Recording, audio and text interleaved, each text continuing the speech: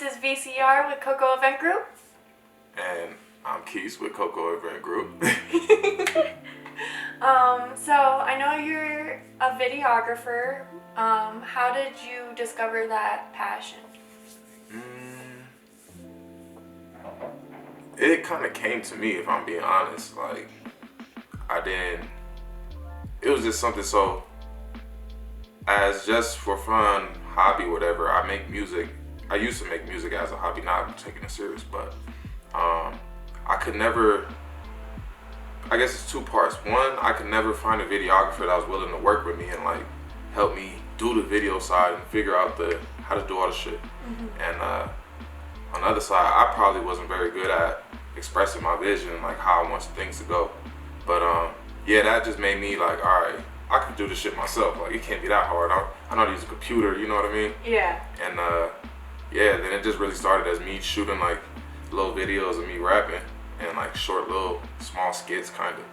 And from there, it just kind of like, it never turned into anything immediately, but it came about just out of need for not a 9-to-5 work life. Yeah, definitely. Because I couldn't keep doing what I was doing.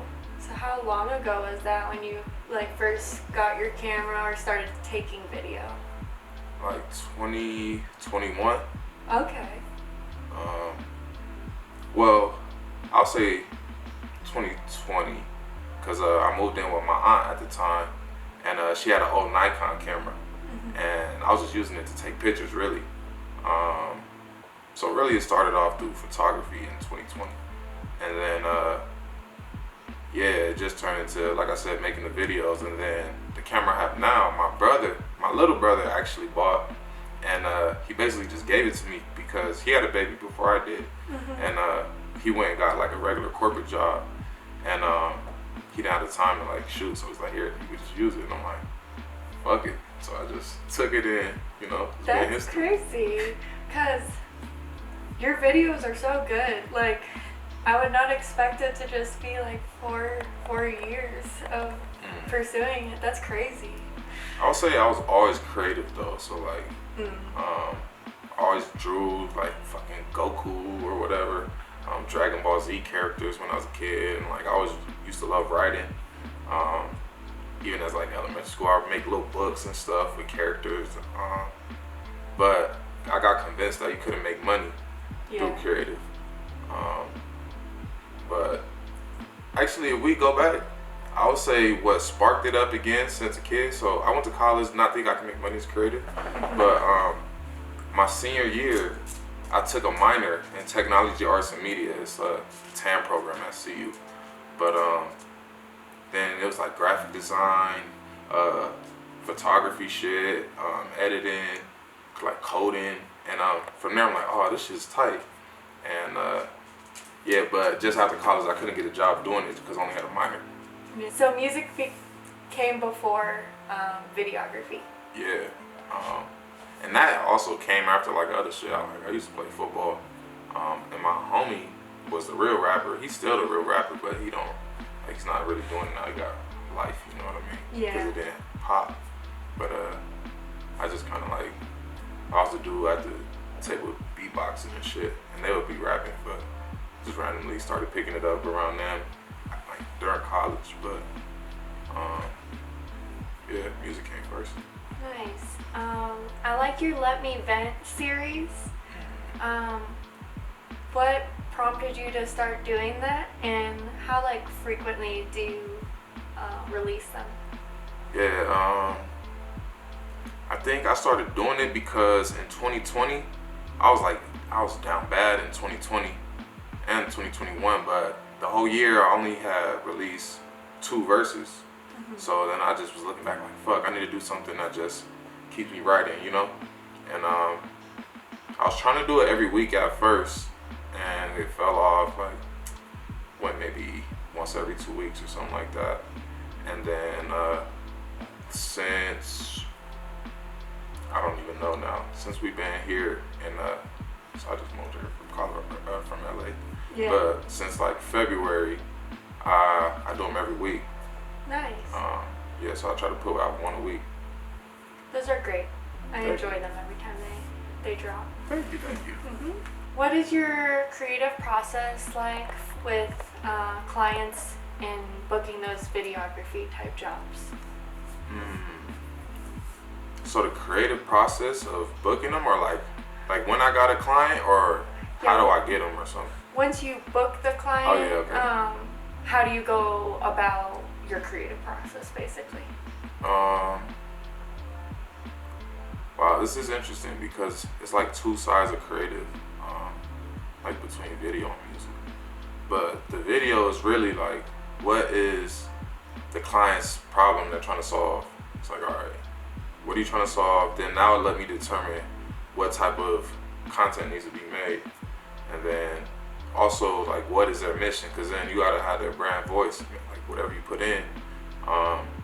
It's like, what are they trying to accomplish? What is their voice? And then from there, just kind of come up with a video idea of what can bring awareness to the brand.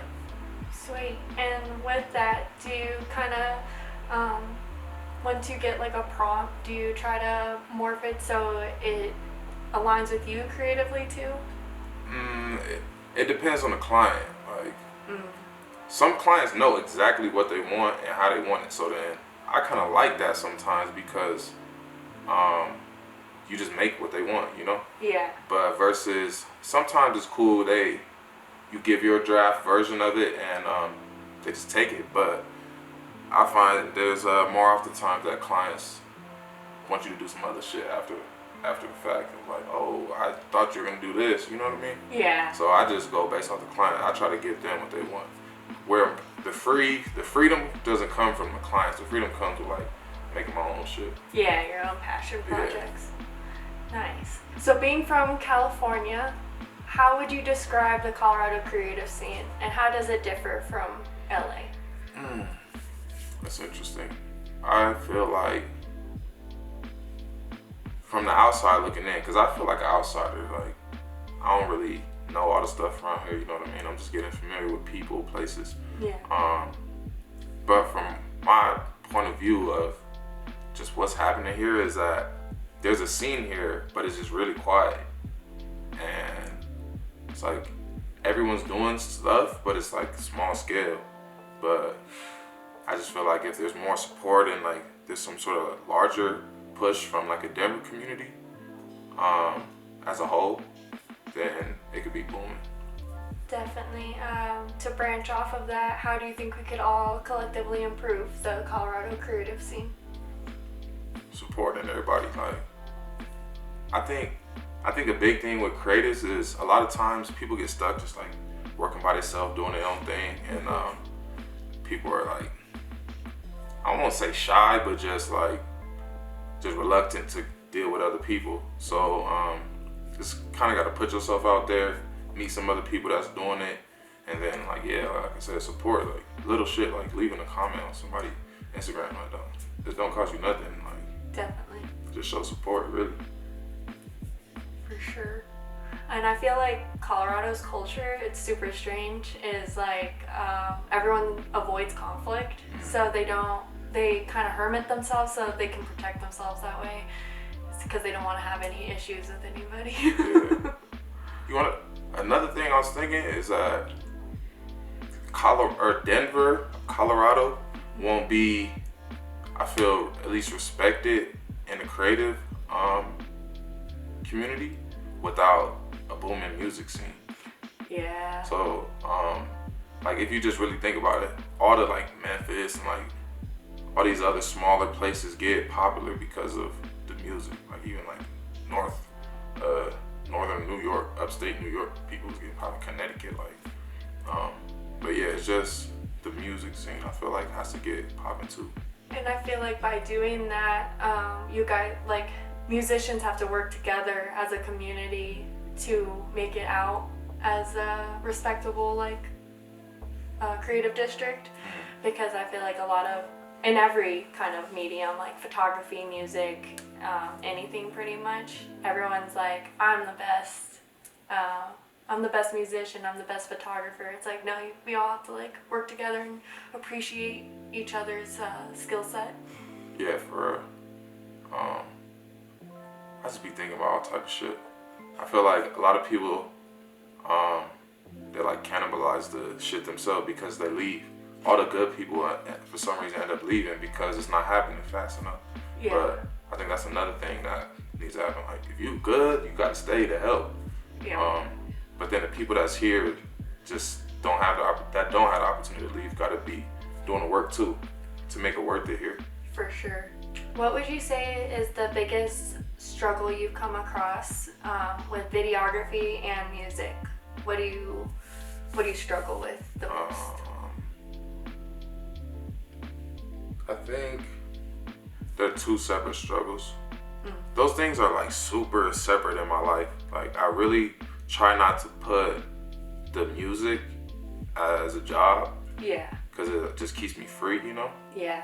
Even though I want to be able to eventually like develop an income stream from the music. But I just try to keep the video aspect just strictly. Well, actually, there's two sides of that too, because I like creating videos for fun. But the end goal is like really to just get money from the video. But the biggest struggles for a video, at least, is shit. I feel like that's everybody's struggle, is getting clients. Trying to. Okay, I'll say this. My biggest struggle in the video business is creating something that I truly love. I just feel like my ability to make the thing currently is just not to my taste level. Yeah. And so that should be fucking with me, and sometimes prevents me from making more stuff. But what I've been trying to do is just like keep it going regardless of if I think it sucks or whatever. Definitely. So kind of like controlling that perfectionism and creating. Yeah. Interesting. Yeah, and then the music is more staying creative. Like, the struggle is, how do I keep coming up with fresh shit? Because I feel like earlier when I was making music, I was writing from a place of like super desperation. Like, I was fucked up. And then now I'm not fucked up like I was, you know what I mean? Like, I'm straight now. But it's like, what emotions do I tap into to like keep making shit that's cool, you know? Yeah. And just relevant to my own life. Definitely. But yeah, that's it. Where do you see yourself going in the future? If you had it your way, what is like the ideal goal at the end of the day? Like, what would be the ultimate thing that I desire from life?